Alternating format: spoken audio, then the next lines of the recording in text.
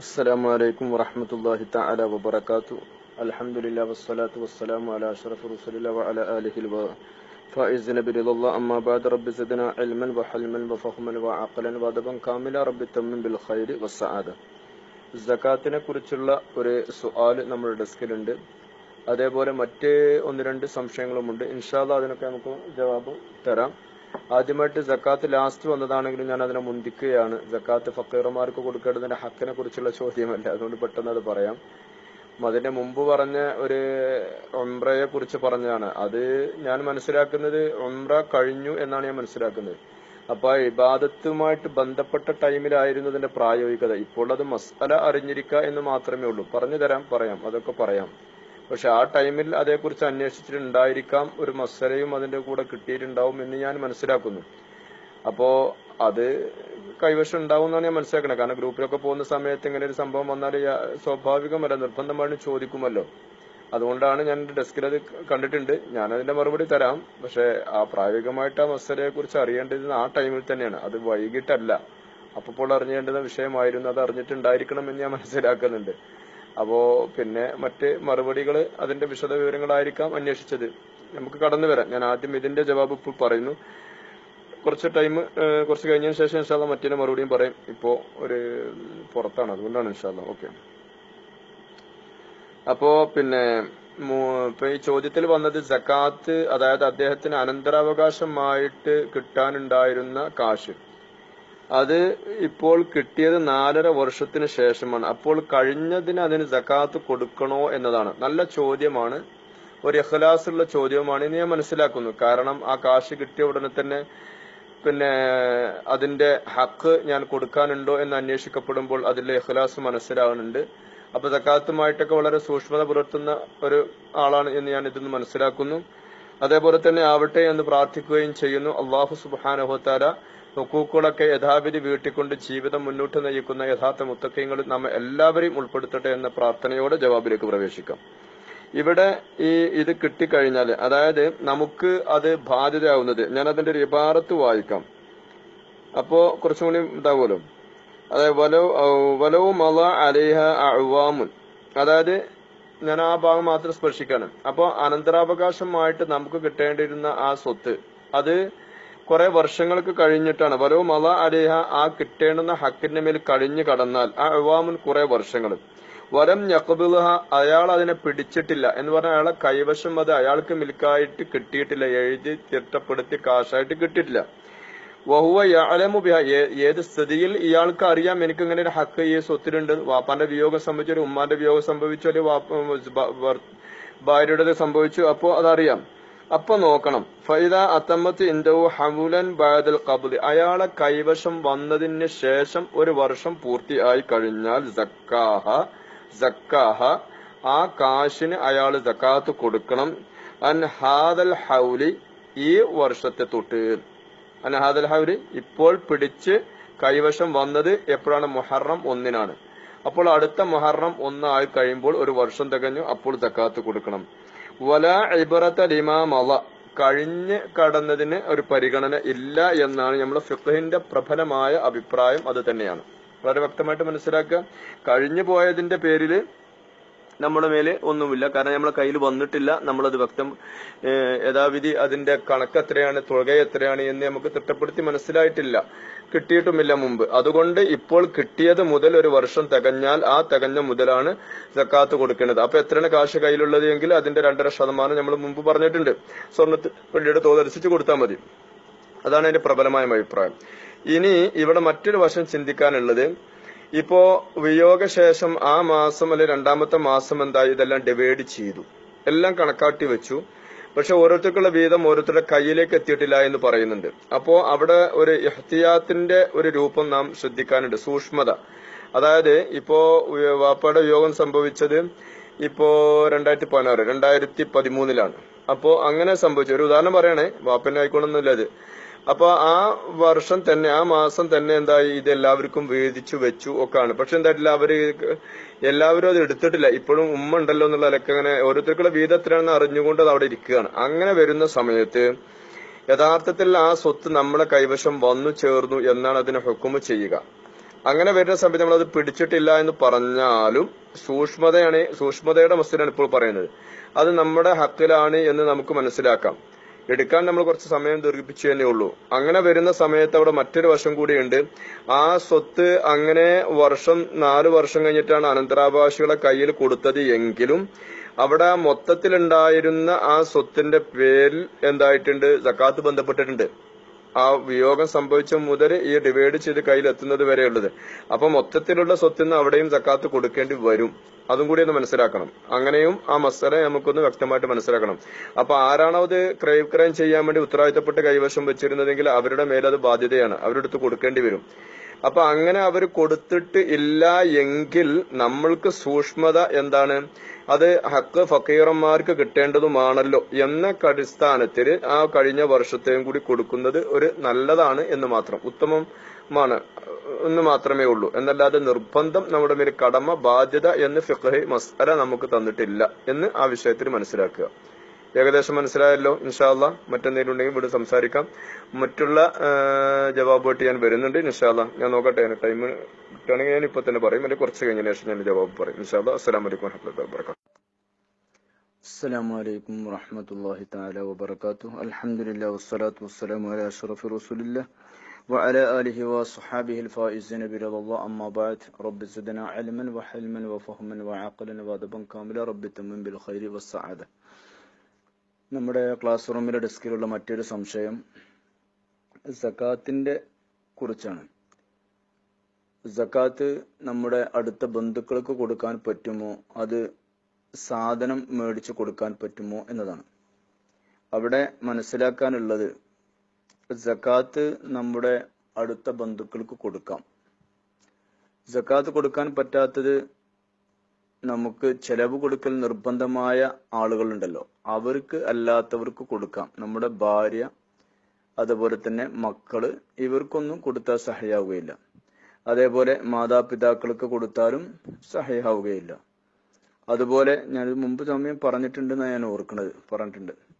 അതുപോലെ നമുക്ക് നമ്മുടെ ഹെജറിൽ താമസിക്കുന്ന നമ്മുടെ അനുജന്മാര്, പ്രായപൂർത്തിയാവാത്തവരുണ്ടാവും. അപ്പോ അവരുടെ ചെലവും കാര്യങ്ങളും പഠനമൊക്കെ നോക്കുന്ന നമ്മളാണെങ്കിൽ അവർക്ക് കൊടുത്താലും വീടുകയില്ല. അതിന്റെ ഇതവരല്ലാത്ത ആളുകൾക്ക് നമുക്ക് കൊടുത്താൽ അത് വീടും. അതിപ്പോ ഉദാഹരണം പറഞ്ഞാല്, ഇപ്പോ നമ്മുടെ പെങ്ങന്മാര് ഉണ്ടാവും. അപ്പൊ അവരെ കെട്ടിച്ചയച്ചു, അവർക്ക് അവിടെ വലിയ ബുദ്ധിമുട്ട് പ്രയാസങ്ങളൊക്കെ ഉണ്ട് എന്നറിയുമ്പോൾ നമുക്ക് എന്താക്കാം, നമ്മുടെ സക്കാത്തിന്റെ വീതം അവർക്ക് കൊടുക്കാം. അത് അളിയന് കൊടുക്കാം, അതല്ലെങ്കിൽ പങ്ങൾക്ക് കൊടുക്കാം, പ്രശ്നമില്ല. അതേപോലെ തന്നെ നമ്മുടെ എളാപ്പ മൂത്താപ്പ മക്കള് അവർക്ക് കൊടുക്കാം, അല്ലെങ്കിൽ ഇളയമ്മ മൂത്തന്മാര് മക്കൾക്കോ അവർക്കോ ഒക്കെ കൊടുക്കുന്നതിന് കുഴപ്പമില്ല. അടുത്ത കുടുംബാദികൾക്ക് കൊടുക്കാം, അത് ഏറ്റവും ഉത്തമമായതാണ്. അവർക്ക് കൊടുത്താൽ അവിടെ 2 കൂലിയാണ്. ഒന്ന് കുടുംബബന്ധം ചേർത്തി എന്നുള്ള ഒരു കൂലിയും, അത് ഒപ്പം സക്കാത്തിനെ വീട്ടിയ ആ ഒരു കൂലിയും. അപ്പൊ 2 കൂലി അവിടെ കിട്ടുമെന്ന് ഹദീസുകളുടെ അടിസ്ഥാനത്തിൽ നമുക്ക് പഠിക്കാനും മനസ്സിലാക്കാനും വിലയിരുത്താനും സാധിച്ചിട്ടുണ്ട്. അപ്പോ അവർക്ക് കൊടുക്കാം. മാത്രവുമല്ല, സദഖ ചെയ്യേണ്ടത് ആർക്കാണെന്ന് ചോദിച്ചപ്പോൾ മഹാനായ പ്രവാചകന്റെ മറുപടിയും അതായിരുന്നല്ലോ. ലം തനാലുൽ ബർറ ഹത്താ തുൻഫിഖു മിമ്മാ തുഹിബ്ബൂൻ എന്ന ആയത്തിറങ്ങുമ്പോൾ മഹാനായ അബൂ ത്വൽഹ റളിയല്ലാഹു തആല അൻഹു പ്രവാചകന്റെ അരികിലേക്ക് ഓടി വന്നുകൊണ്ട് പറഞ്ഞല്ലോ, എനിക്ക് ബൈറുഹ എന്ന് പറയുന്ന മദീനത്ത് അറിയപ്പെട്ട ഒരു നല്ല ഫലം കായ്ക്കുന്ന ഒരു തോട്ടമുണ്ട്. ഇന്നും അത് കാണാനും അറിയാനും കഴിയും, അന്വേഷിച്ചാൽ അറിയാം. അപ്പൊ അത് ഞാൻ സദഖ ചെയ്യുകയാണ് എന്ന് പറഞ്ഞപ്പോൾ പ്രവാചകൻ അതിനെ അംഗീകരിച്ചില്ല. കാരണം ഉള്ള സമ്പത്തിനെ മുഴുവനും കൂടി സദഖ ചെയ്യാനോ അല്ലെ കൊടുക്കാനോ പറ്റില്ല, അത് നിയമവിരുദ്ധമാണ് എന്ന് പ്രവാചകൻ പഠിപ്പിച്ചു. നമുക്ക് ചെലവ് കൊടുക്കൽ നിർബന്ധമായ ആളുകൾക്ക് കൊടുക്കാൻ വേണ്ടിയുള്ള സമ്പത്തിനെ എടുത്തു വെക്കൽ നമുക്ക് ബാധ്യതയാണ്, കടമയാണ്. അങ്ങനെയാണ് പ്രവാചകൻ പഠിപ്പിച്ചത്. അല്ലെങ്കിൽ കിട്ടിയല്ലോ എന്ന് വിചാരിച്ച് എല്ലാം കൂടി മേടിക്കുക എന്നുള്ള ആ രീതി സ്വീകരിക്കാൻ വേണ്ടി പ്രവാചകൻ നമുക്ക് പഠിപ്പിച്ചു തന്നിട്ടില്ല. ഏതായിരുന്നാലും അദ്ദേഹം അങ്ങനെ പറഞ്ഞപ്പോൾ അത് അംഗീകരിച്ചില്ല. അപ്പൊ പ്രവാചകനോട് പറഞ്ഞു, ഞാൻ എന്റെ ഫുള്ള് തരാനാ ഉദ്ദേശിക്കുന്നത്, വേണ്ട, എന്നാ അതിന്റെ പകുതി വേണ്ട. പ്രവാചകൻ പറഞ്ഞു, നിങ്ങൾക്ക് അതിന്റെ 1/3 ചെയ്യാം.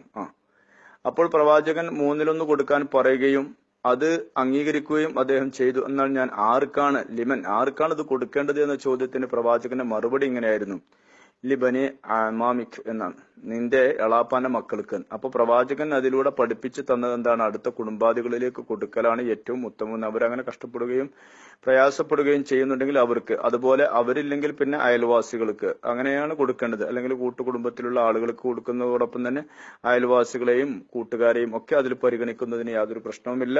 കൂട്ടുകുടുംബങ്ങൾക്ക് കൊടുക്കുമ്പോൾ അവിടെ കുടുംബബന്ധം ചാർത്തി എന്ന ഒരു പ്രതിഫലം കൂടി കിട്ടുമെന്ന് പ്രവാചകൻ പഠിപ്പിച്ചിട്ടും ഉണ്ട്. അപ്പൊ ആ വിഷയം അങ്ങനെ മനസ്സിലാക്കാം. പിന്നെ നമ്മളിപ്പോ നിങ്ങൾ അന്വേഷിച്ചത് ഇപ്പോ ഇവിടെ വിദേശത്തു നിന്നാണല്ലോ ഞാൻ മനസ്സിലാക്കുന്നത്. അപ്പൊ അങ്ങനെ വരുമ്പോ നമ്മൾ ഇവിടെ കച്ചവടം ചെയ്തിട്ട് കിട്ടുന്ന ഇവിടെയാണ് ബിസിനസ് ചെയ്യുന്നത്, ആ ബിസിനസ്സിലുള്ള ലാഭം അതിലുള്ള സക്കാത്താണ് എങ്കിൽ അത് കൊടുക്കേണ്ടത് നമ്മൾ നിൽക്കുന്ന സ്ഥലത്താണ് അതിന്റെ ബാധ്യത. ഇവിടെ നിന്ന് അതിന് ആളില്ലെങ്കിൽ പിന്നെ അടുത്ത നാട്, അവിടെ ആളില്ലെങ്കിൽ അടുത്ത നാട്, അങ്ങനെ എവിടെയും ആളില്ലാതെ വരുമ്പോഴാണ് പിന്നെ ഇതിന്റെ സക്കാത്ത് നാട്ടിലേക്ക് പോകുന്നത്. വളരെ വ്യക്തമായി മനസ്സിലാക്കുക.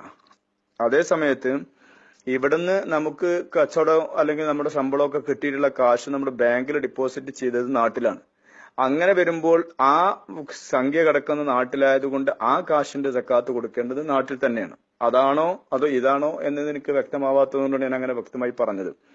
അപ്പൊ അങ്ങനെ വരുമ്പോൾ നാട്ടിലുള്ള കാശ് അതല്ലെങ്കിൽ അങ്ങനെ നാട്ടിൽ നമ്മൾ സ്വർണം എല്ലാം മേടിച്ചെടുത്ത് വെച്ചിട്ടുണ്ടെങ്കിൽ അതിന്റെ സക്കാത്ത് അതിനുമായിട്ട് ബന്ധപ്പെടുകയും അത് നിൽക്കുന്ന സ്ഥലത്തുള്ള അതിന്റെ ഫക്കീർ മിസ്കിന്മാർക്കാണ് ബന്ധപ്പെടുന്നത്.